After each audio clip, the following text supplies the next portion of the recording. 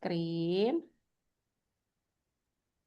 Sudah, Ah, Bu Tere, iya, bikin videonya besok juga, Bu? enggak, bikin videonya tuh nanti, Ibu. Oh, nanti. Oh, saya kira Nanti di besok. tingkat mahir bikinnya. Oh, iya, iya. Oke, cuman Tadi ini supaya, TL-nya. betul, supaya nanti maksud saya Ibu tidak dua kali kerja, jadi mulai disiapkannya dari sekarang. Jadi RPP-nya sama RPL-nya dari sekarang saja nyusunnya, enak kan? Tuh, jadi udah, Kira-kira kapan, Bu? kenapa? Kira-kira kapan, Bu? Nanti masih bulan Mei ya, kalau nggak Mei Oh, Juni Mei. masih ada jeda lama. Tapi Hmm. kan kalau saya bilangnya nanti pas mahir, karena kan kita nggak tahu Bu Ibu lulus enggak nih di tingkat lanjut. Iya. Kita Betul, Bu. berandai-andai kalau nanti Ibu dan Bapak lulus di tingkat lanjut, Hmm. kita ada untuk membuat satu video. Nanti minta Nah, pendapat.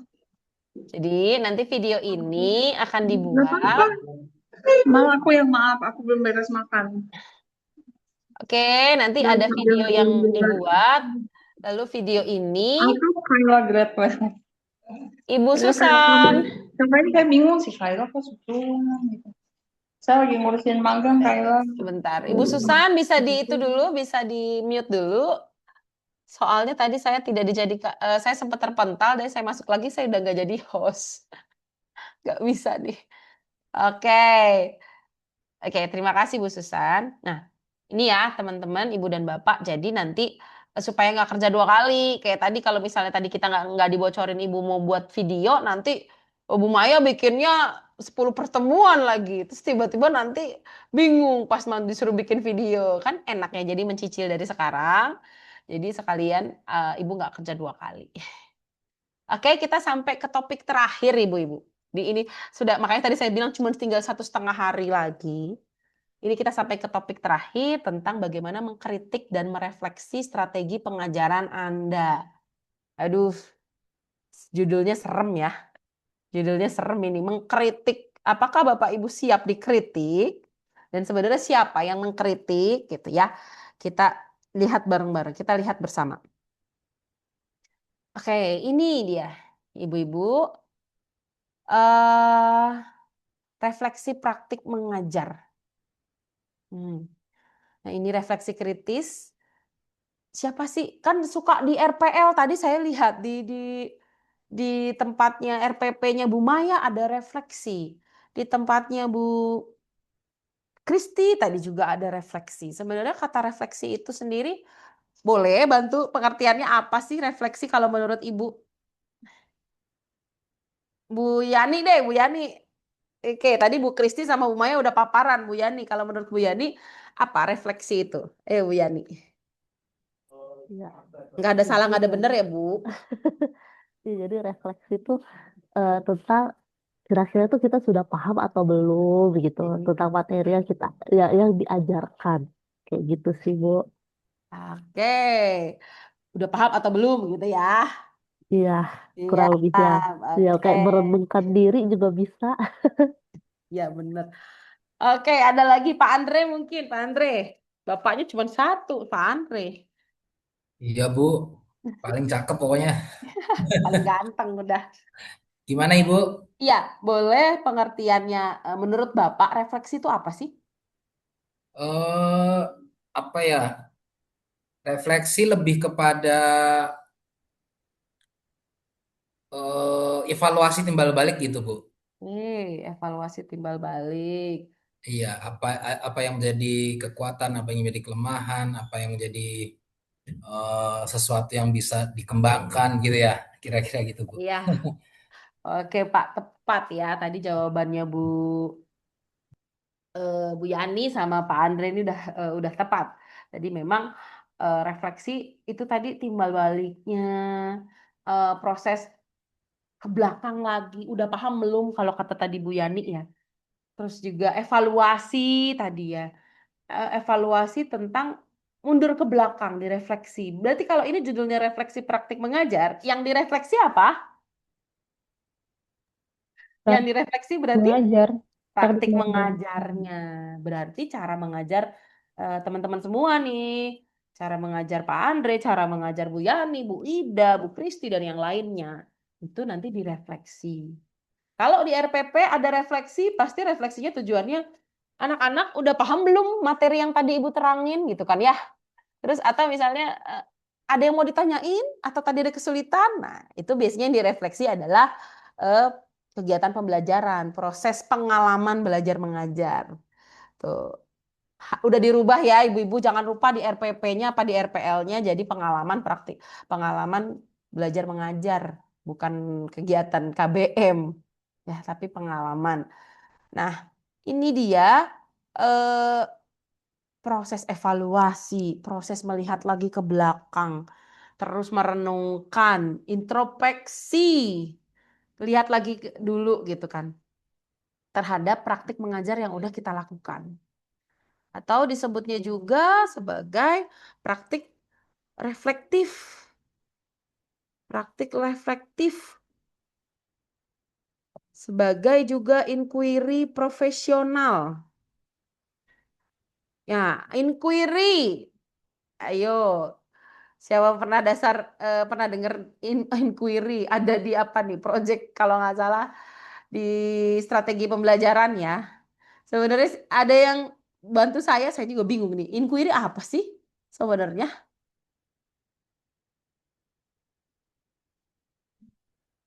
Ada yang bisa bantu inquiry. Di sini soalnya ada praktik reflektif. Refleksi kita tahu ya, melihat lagi ke belakang, evaluasi inquiry profesional. Proses penyelidikan, Bu, pencarian informasi. Oke, inquiry proses penyelidikan. Ada lagi? Pencarian informasi gitu maksudnya. Heeh. Untuk menemukan suatu jawaban dari masalah. Oke, berarti proses menemukan, ya kan ya. Jadi proses bagaimana dia menyelidiki, menemukan, tadi kalau kata Bu Maya ya, inquiry. Terus juga supaya bisa memecahkan masalah. Ya kan? Nah, itu yang mau kita lihat, tapi ya bedanya yang dilihat bukan di strategi pembelajarannya sih kalau kita ngajar, tapi bagaimana inquiry profesionalnya dari teman-teman semua, dari Ibu dan Bapak. Di praktik mengajar pasti ada masalah. Apa masalahnya? Aduh, ada anak ABK, materi saya, nyampeinnya gimana? Nah, itu mungkin salah satu masalah yang ada di itu dan bagaimana Ibu dan Bapak bisa menemukan sendiri. Lewat apa? Ya mungkin bisa lewat yang lain, pembelajaran lain, kita melihat dan kita mendalami anaknya. Dan juga itu kan proses pembelajaran yang memang berpusat pada anak. Dan bukan hanya anak berkebutuhan khusus ya. Ingat, kalau prinsip kita UDL, satu untuk semua. Oke, satu untuk semua. Nah, ini juga proses mengevaluasi pengalaman belajar secara sadar. Nggak mungkin kan ibu dan bapak ngajarnya nggak sadar, pasti sadar kan? Dan dalam kesadaran teman-teman semua, ibu bapak sadar di dalamnya ada anak berkebutuhan khusus. Nah, ini yang paling penting. Bapak ibu harus sadar RPP yang ibu buat, kegiatan pengalaman belajar yang ibu buat, itu saya di dalamnya itu ada anak berkebutuhan khusus, ada anak reguler. Nah, itu bagaimana kita mengakomodir kedua peserta didik tersebut atau murid ya. Tujuannya ngapain sih direfleksi? Tuh kan. Ngapain sih dilihat-lihat lagi kekurangannya apa? Supaya bisa mengidentifikasi area yang perlu ditingkatkan. Jadi ibu, bapak tahu. Oh, ternyata kalau dilihat bareng-bareng kayak tadi, ternyata mungkin kalau media saya nggak saya tambahin gambar, si A nggak bisa ya, karena dia nggak bisa baca dengan bagus, nggak bisa baca pemahamannya juga belum bagus gitu kan. Iya. Jadi UDL itu ini ya Bu, izin Bu. UDL Ya, itu memang salah satu metode nanti untuk semua ya, pembelajaran untuk semua jenis dan betul. kalangan siswa ya. Ya. Jadi UDL itu satu untuk semua, Pak. Bapak ngajar, tapi Bapak sudah menyiapkan gambar, video, Video gitu ya. sama tulisan. Tiga-tiganya jadi satu. Gambarnya bisa untuk anak tunagrahita, videonya bisa untuk anak tunanetra mungkin yang nggak ngeliat. Tulisannya bisa untuk anak yang tunarungu, bisa untuk anak reguler. Jadi memang sudah melibatkan semua. Jadi bukan lagi bukan lagi satu pilihan. Inklusi itu bukan satu pilihan, tapi suatu kebutuhan yang memang harus Bapak Ibu akomodir kebutuhan tersebut. Anak saya mah nggak di kelas saya, di sekolah saya, di kelas saya aja deh. Di kelas saya nggak ada anak ABK-nya, jadi mah saya santai gitu. Oke, Ibu bisa di kelas itu gitu. Berarti nanti pindah ke kelas lagi. Di kelas ini ada ABK-nya, saya nyiapin materinya 2 nih gitu. Nah, bagaimana Ibu menyiapkan bahwa udah pasti akan ada anak yang kebutuhan khusus itu. Jangan tunggu anaknya ada dulu, tapi kita siapkan sistemnya. Nah, sistem UDL ini yang sedang booming di luar negeri sana, di Australia dan dimanapun sistem UDL ini. Walaupun mungkin di Jakarta ini masih ada pro kontra ya. Saya yakin segala sesuatu pun itu pasti ada pro kontranya. Zaman dulu ibu-ibu dan bapak-bapak inklusi, awal saya bergerak di tahun 2005 itu katanya inklusi masih ilusi, nggak mungkin, impossible dulu ya. Mungkin ya udah anak berkebutuhan khusus ya udah di SLB aja, nggak usah macem-macem deh. Gitu. Tapi kita lihat sekarang di 2026 semua sekolah negeri khususnya sudah wajib menerima anak berkebutuhan khusus. Jadi inklusi bukan lagi jadi ilusi, tapi sudah bukan menjadi mimpi, tapi sudah menjadi sesuatu yang diyakini bahwa itu memang ada. Jadi nggak usah nunggu anaknya nggak ada. Kalau ibu teman-teman semua lihat ke belakang, cara identifikasi, saya yakin ibu dan bapak mengidentifikasi pakai alat instrumen PBS kah atau yang Excel kah, itu pasti akan ditemukan ada. Yang mungkin nggak ada. Karena semakin tingginya teknologi perkembangan zaman itu juga berbanding sama dengan kekhususan atau keragaman anak-anak berkebutuhan khusus ini juga tambah banyak gitu ya. Oke ya, ini ya Bapak Ibu-ibu teman-teman terkait dengan tujuannya dari refleksi praktik mengajar. Memperkaya repertoar mengajar, bagaimana memperkaya keterampilan Ibu untuk mengajar. Jadi mungkin nanti guru yang belum paham tentang ini belum tahu nih caranya, belum tahu nih UDL. Nanti kalau Ibu ada praktik baik, dibawa Bu UDL-nya ini, dikenalin terutama untuk teman-teman guru mapel di luar sana. Supaya anak-anak semua bisa merasakan mendapatkan pelayanan yang terbaik. Ini refleksi praktik mengajarnya. Karakteristiknya membutuhkan kesiapan untuk merasa tidak nyaman. Iya. Siapa yang siap untuk dikritik?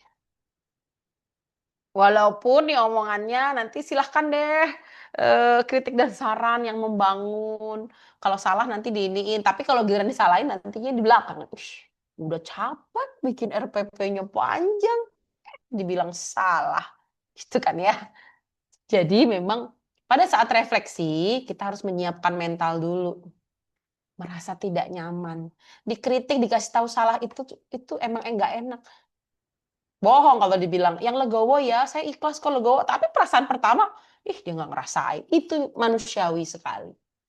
Itu manusiawi. Nah, Bapak Ibu harus kalau digituin aja nggak enak, ibarat kata di pikirannya orang-orang lain mungkin seperti itu ya. Dalam artian, dikritik itu nggak enak.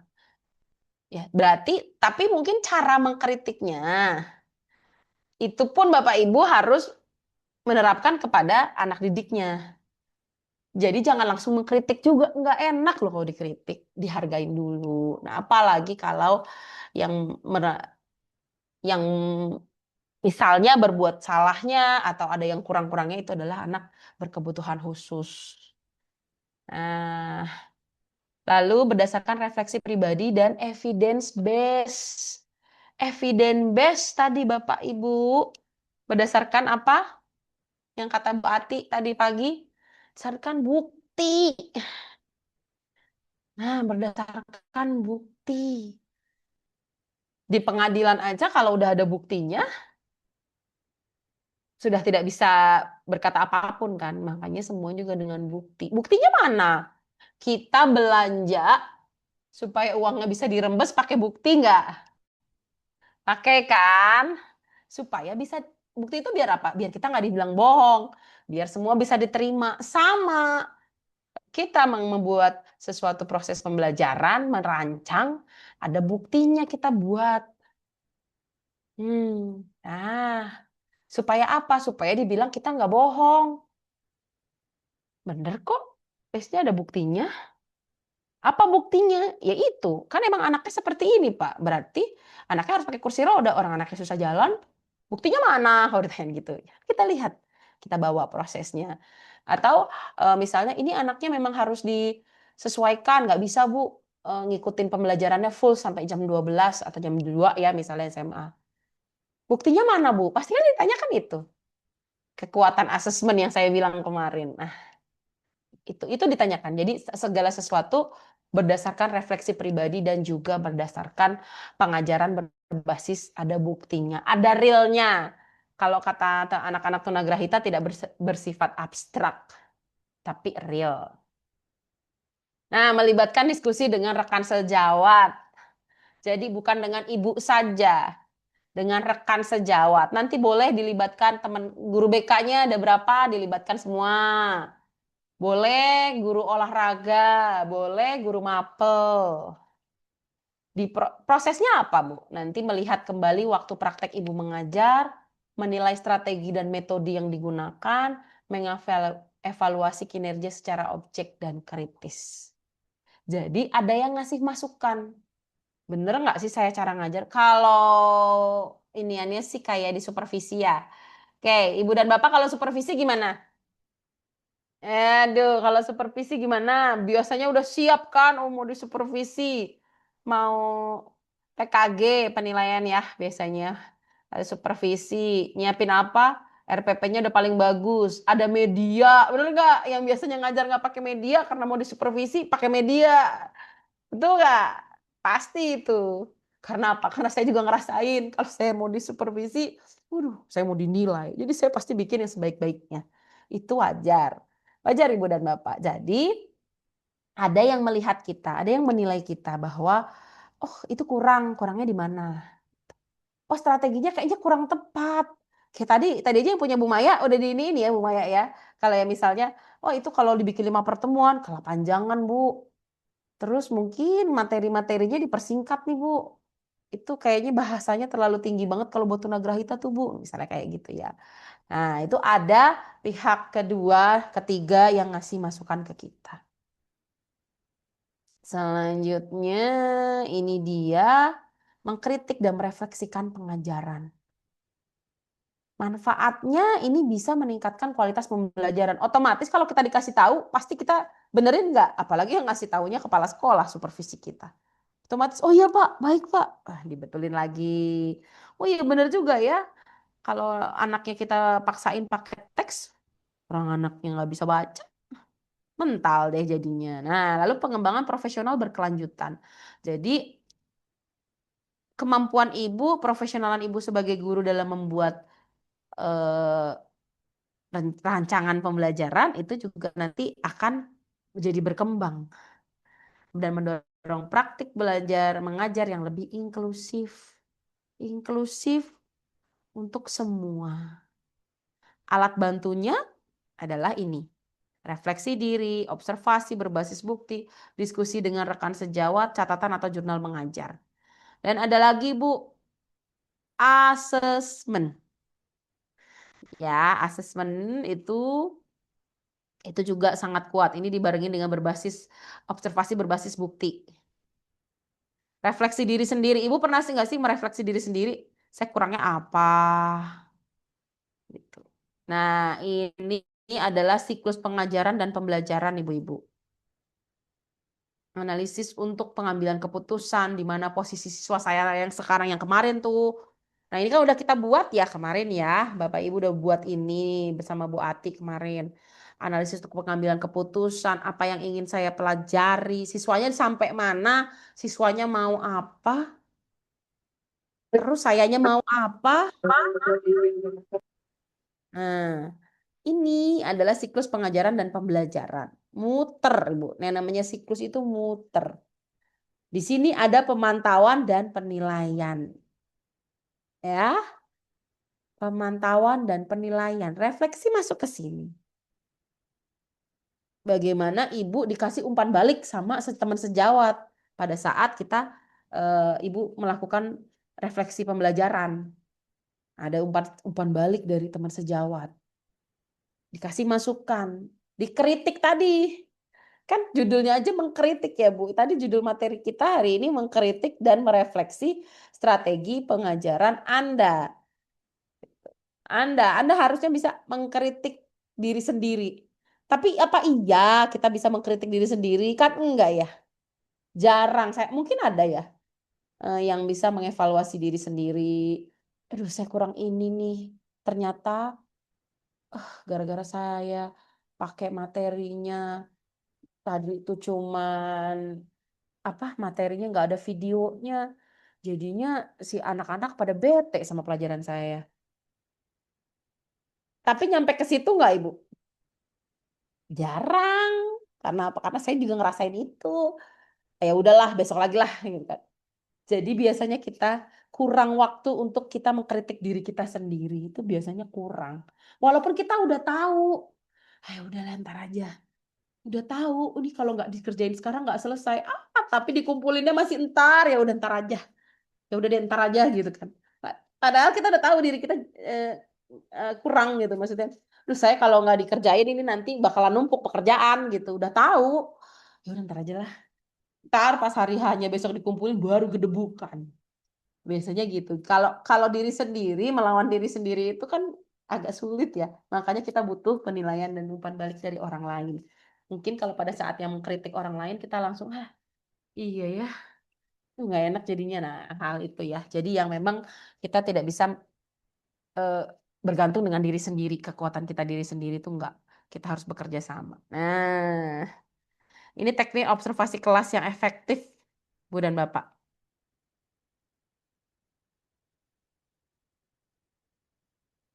Jadi masih berbasis bukti, bukan berbasis katanya, bukan berbasis kira-kira, jangan-jangan. Nah, kira-kira jangan-jangan itu masuknya ke identifikasi. Tapi sudah ada buktinya, evidence-based observation. Dilakukan oleh pendidik untuk pendidik. Bapak Ibu yang ngelakuin, untuk Ibu dan Bapak juga. Gitu. Teman Ibu yang ngelakuin kan pendidik. Dilakukannya untuk Ibu juga. Gitu. Jadi satu sama lain saling bekerja sama. Tidak selalu melibatkan pengawas formal. Nah, nggak harus pakai pengawas. Mungkin bisa dengan teman yang lain, kepala sekolah. Tidak harus diawasin, tapi sudah terbentuk diri. Kita nggak diawasin, tapi kalau kita udah terbiasa, jadi kita akan di roles yang betul. Karakteristik utama berbasis data, Ibu dan Bapak. Nyata, ada. Dari mana datanya? Dari asesmen tadi. Emang nyata, dia nggak bisa baca anaknya. Ya ini hasilnya apa? Ini loh Bu hasilnya, lihat deh. Hasil itunya, hasil ulangan hariannya, PR-nya. Ini semua itu terlihat ya nyata, bisa ditunjukin. Lalu kolaboratif dengan teman sejawat. Nah, teman tadi yang saya bilang bisa sama-sama guru BK, bisa sama-sama guru mapel atau satu sekolah. Tujuannya mengidentifikasi area, mengembangkan praktik pembelajaran. Pokoknya tujuannya adalah supaya ke arah yang lebih baik. Kalau yang tadinya dibilang satu itu kurang, Ibu tambahin jadi 2, jadi 3, ya kan? Itu tujuannya untuk ke arah yang lebih baik. Untuk pelayanan yang lebih baik untuk anak-anak, semua anak, bukan hanya untuk anak disabilitas. Kalau kita pakai prinsip UDL, semua anak. Untuk memberikan umpan balik yang konstruktif, nah, yang membangun. Oke, ini teknik observasi kelas yang efektif. Merencanakan observasi fokus observasi, tujuan observasi,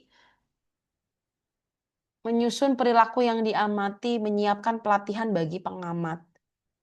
Nah, ini harus ada pertemuannya Ibu dan Bapak. Pertemuan pra-observasi, menentukan waktu dan setting observasi menggunakan metode pencatatan data yang tepat. Di sekolah saya, itu kemarin kepala sekolah saya itu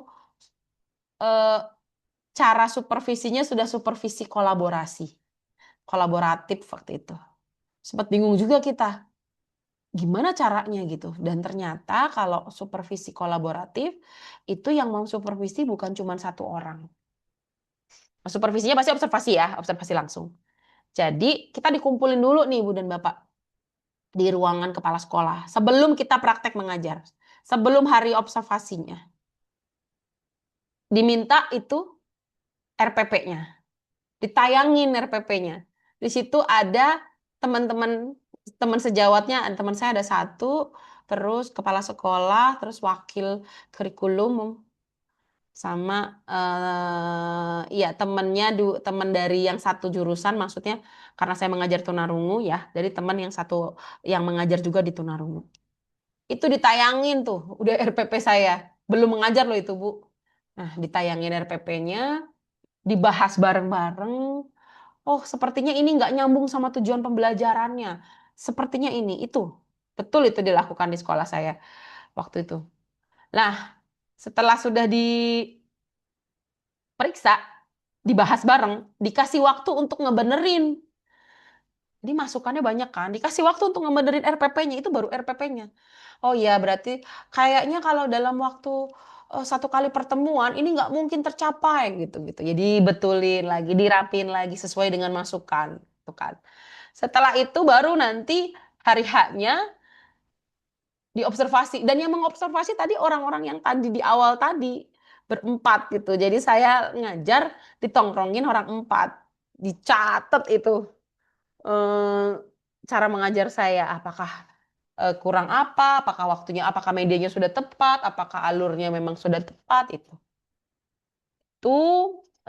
Dan memang setelah itu kita duduk lagi bersama-sama dan dijelaskan. Tadi yang teman-teman yang nyatet, kepala sekolah saya wakil kurikulumnya nyatet, semua dicatat dan diceritakan, dijelaskan. Oh, jadi ini yang Ibu tadi ini kurangnya ini, kurangnya ini. Jadi ini ada apa? Ada jadwalnya, ada pra-observasi, setting observasi, dan pencatatan data yang tepat. Ini Bu, ini ternyata itu adalah bagian dari ini. Kita masuknya bagian dari ini, lesson study.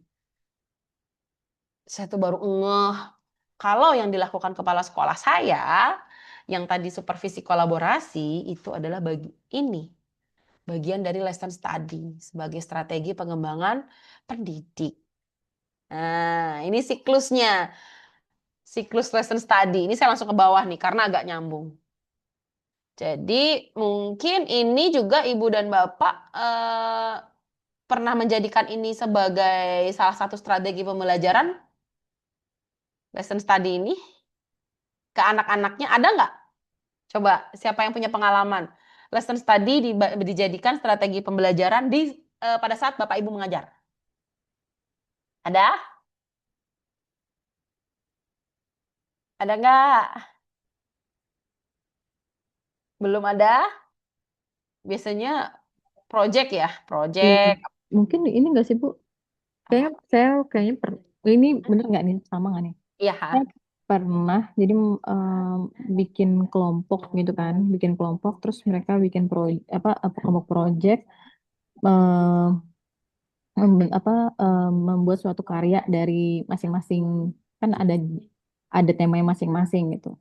Nah, kemudian dipresentasikan di depan teman-temannya, kemudian teman-temannya yang memberikan kritik, masukan, penilaian. Itu bukan sih, Bu?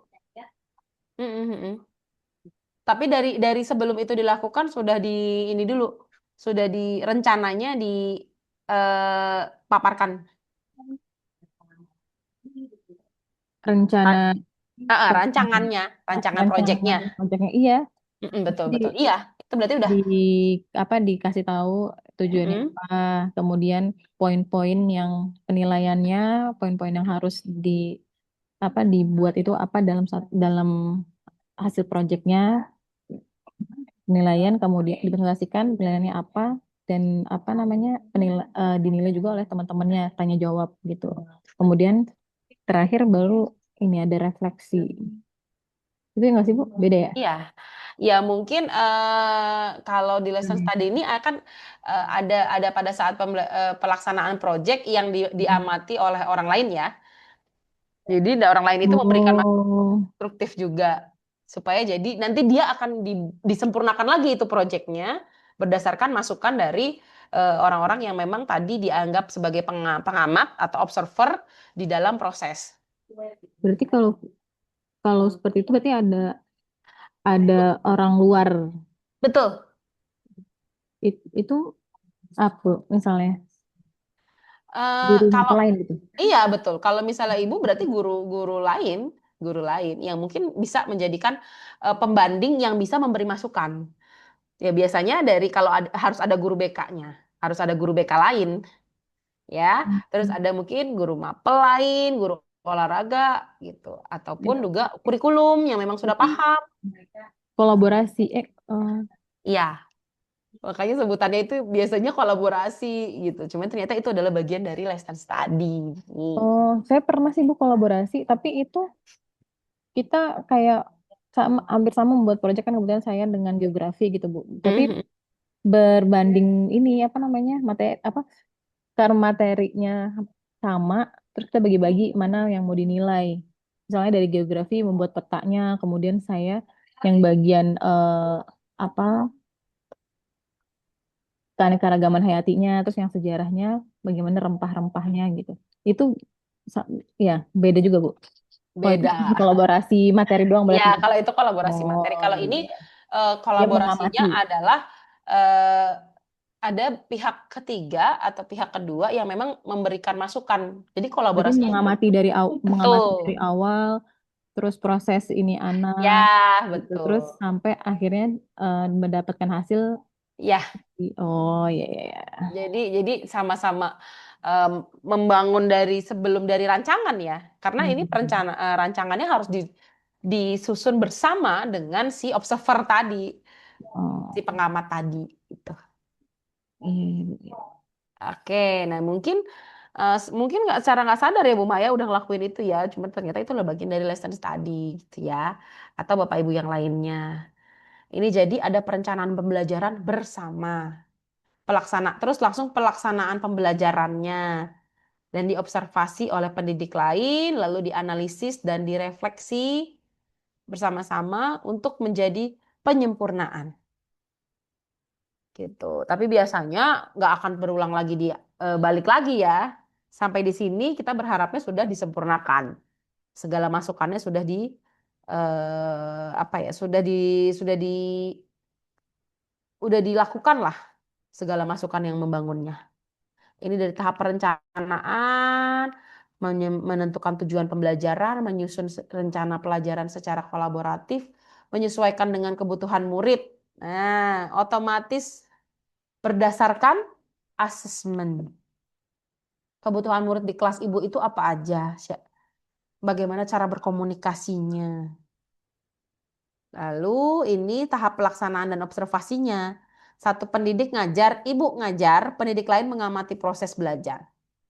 Pendidik lain ngelihat ini udah ke bawah belum sih? Kan dia ngamatinnya pasti bawa RPP-nya ibu dong, bawa RPL-nya ibu kan. Oh, ntar ngelihat bener nggak sih itu terlibat nggak sih anak berkebutuhan khususnya? ABK-nya terlibat nggak ya? Oh, ABK-nya cuma diem aja ternyata. Berarti mungkin strateginya kurang tepat. Nanti jadi masukan. Nah, seperti itu. Itu yang nantinya kita akan terapkan ya, Bu. Kita akan ini menjadi sebuah project nanti kita di tingkat mahir. Ya, cuma kita siapkan dari sekarang. Nah, ini kita mundur ke belakang. Lesson study sebagai strategi pengembangan pendidik. Jadi sifatnya kolaboratif.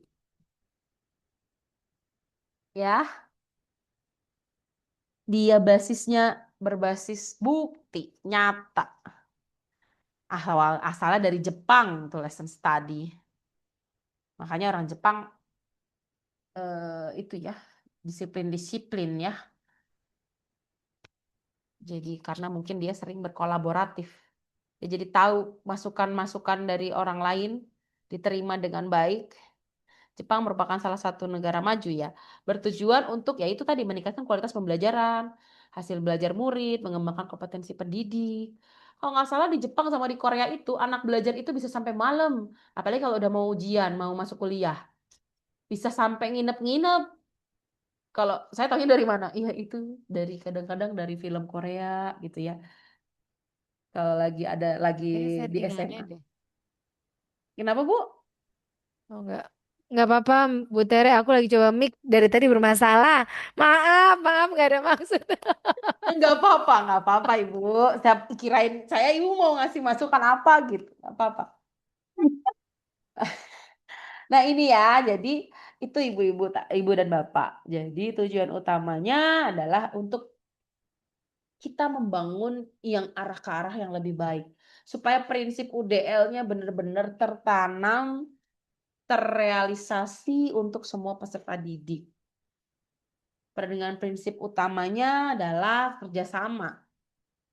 Kerjasama antar pendidik. Kalau kita di sekolah itu kan pasti ada guru muda, ada guru yang senior, ada guru yang senior banget, ya nggak? Itu saling berkolaborasi itu sangat bagus. Ya dong, walaupun itu mungkin jadinya ada geng-gengan nggak sih? Aduh, itu si ibu itu ada ya salah persepsi. Karena kan tadi ya gennya udah beda-beda. Sekarang yang gennya boomers mana? Gennya Oh ya, sekarang circle ya mainnya. Oke, mainnya circle. Ada berapa circle di sekolah Ibu? Coba nih. Circle-nya ada circle PNS, ada circle P3K, ada circle KKI gitu. Oke. Ada main circle ini ya. Untungnya sekarang seragamnya udah sama ya, Bu ya. Jadi Ya, nggak betul. Sekarang semua jadi sama. Udah sama. nggak ada circle lagi ya. Dan semuanya harus beli baru ya. Kalau yang di negeri ya. KKI juga Bu sama Bu. KKI belum ya? KKI belum tuh. Kalau Belum. di saya menyesuaikan Oh, tuh. menyesuaikan. Oh, di sini saya Iya, belum ada jadi tuh Kepsek ngomong. justru Organisasinya. justru dia sama dua. Justru yang KKI lebih dulu pakai baju Oh gitu. kaki daripada saya, Maya. Luar biasa.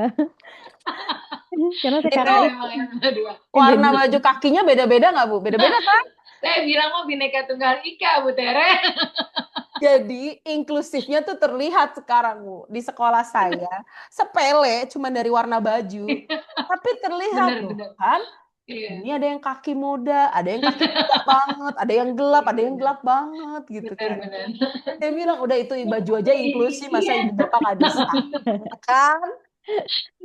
Besok kalau praktek baik dibawa tuh Bu, baju aja bisa inklusi, keberagaman. Yes. Masa kita nggak bisa? Ya kan? Bener. Nah, tapi itu realnya Bu, itu real yang terjadi.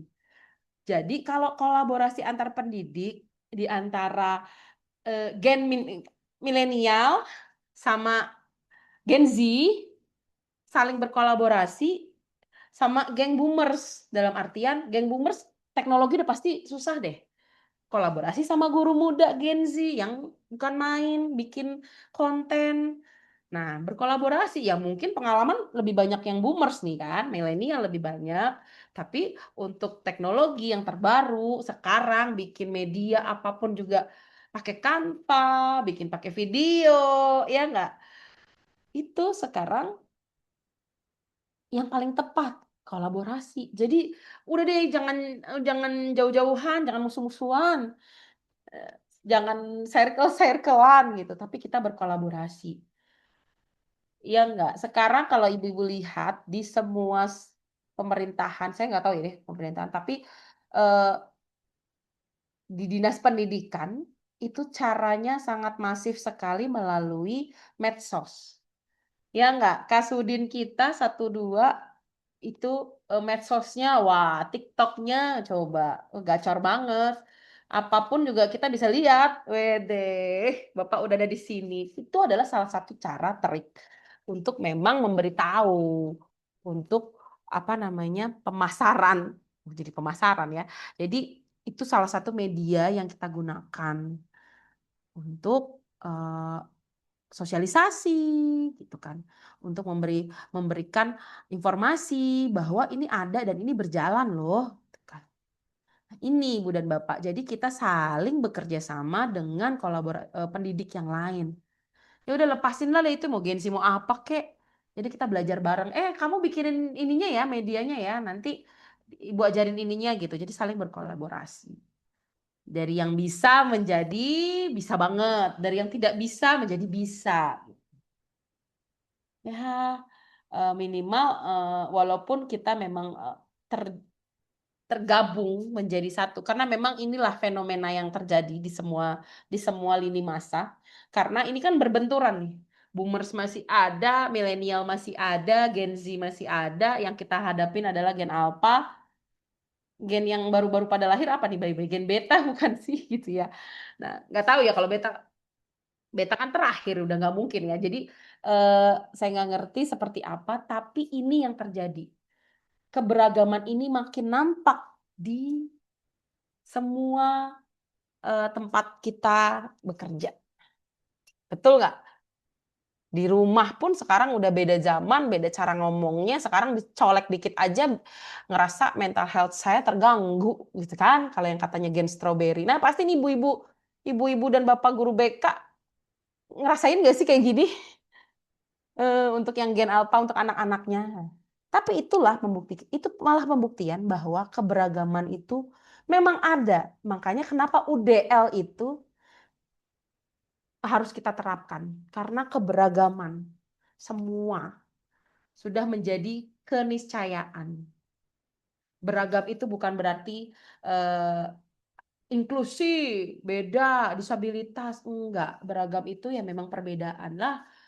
Kita aja tadi semboyan kita Bhinneka Tunggal Ika kan? Semboyan kita aja pahlawan kita dulu udah memikirkan itu. Bhinneka Tunggal Ika tuh udah bener inklusi banget loh. Indonesia banget kan. Nggak tahu deh negara yang lain itu ada nggak ya semboyan Bhinneka Tunggal Ika? Ada, kita udah ada duluan. Ya kan berbeda-beda tapi satu. Nah, jadi Ibu dan Bapak nggak pernah salah bahwa Ibu Bapak dipilih ke pelatihan ini. Kok saya sih yang dipilih? Enggak.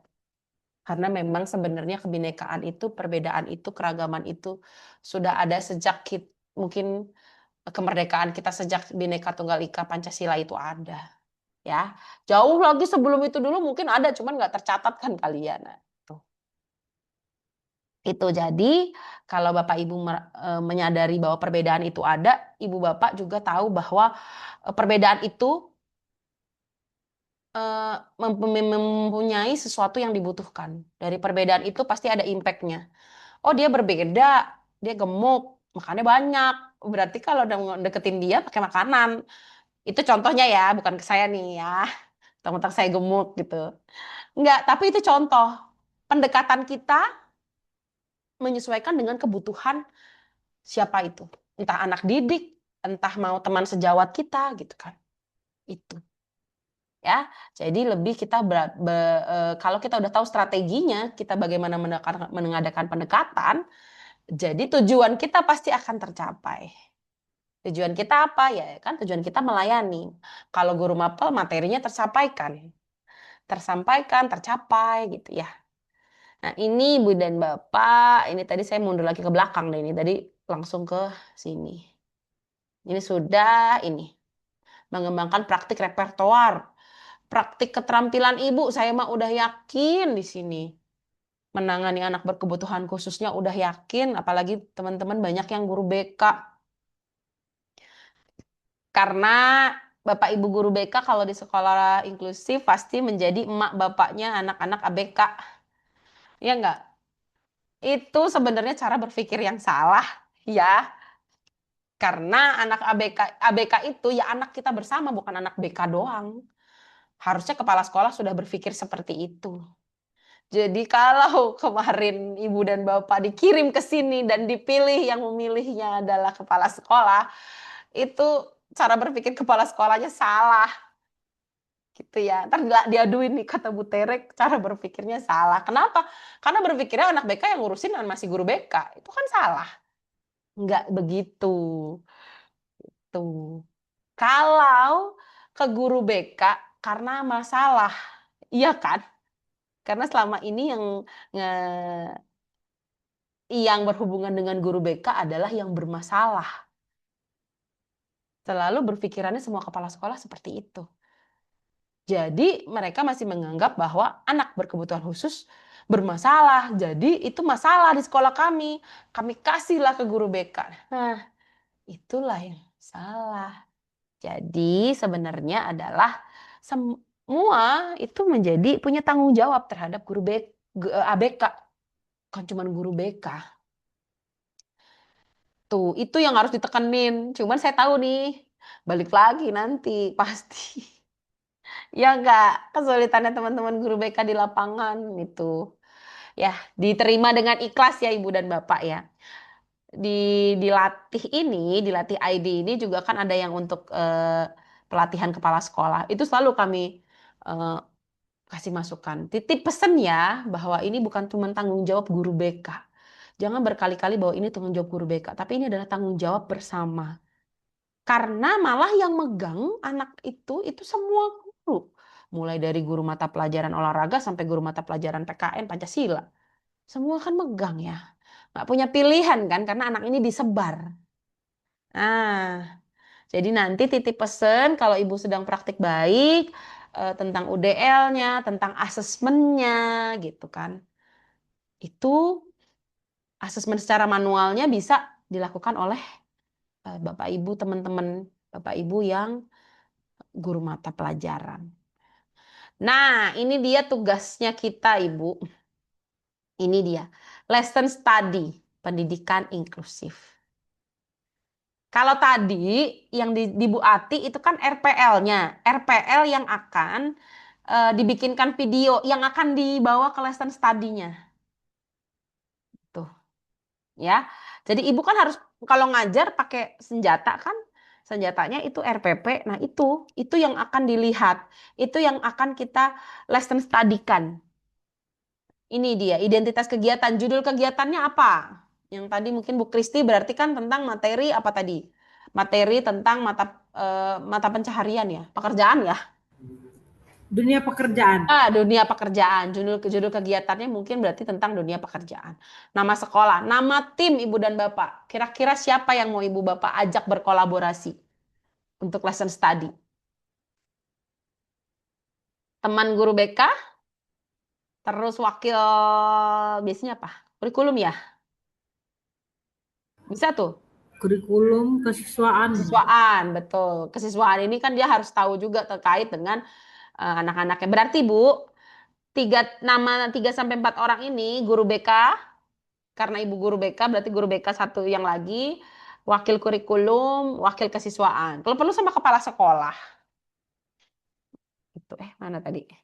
Nah, tanggal pelaksanaan, kira-kira mau kapan tanggal pelaksanaan? Berarti tanggal pelaksanaannya itu ada ini ya Bu, banyak ya. Ada 2 atau 3 gitu ya berarti. Karena kan kita mendiskusikan si RPP kita dulu yang tadi dibuat. Setelah itu observasinya, pelaksanaan hari hanya. Baru setelah itu kita masukannya. Minimal 2 tanggal lah. Nah, lalu ini tahap rencana atau plannya, kondisi murid dan lingkungan. Itu seperti apa kondisi muridnya Ibu? Berarti kan ada ABK-nya, ada regulernya. Mungkin bisa di sini diceritakan juga anak ABK-nya apa, diagnosanya, kebutuhannya apa. Oh, dia komunikasinya ternyata hanya lewat tulisan karena dia tunarungu. Seperti itu ini diceritakan di kondisi murid. Lalu tujuan pembelajarannya. Tadi kalau Bu Maya punya adalah untuk apa tujuan pembelajarannya Bu? Memberikan Eh, pengetahuan. ya tentang protista, Bu. Oh itu Bu Maya ya, Bu Maya Ya. protista. Oke. Heeh. Tentang supaya paham karena Yang Kayaknya saya abstrak juga di iya, jangan mikirnya malaria dari nyamuk ya.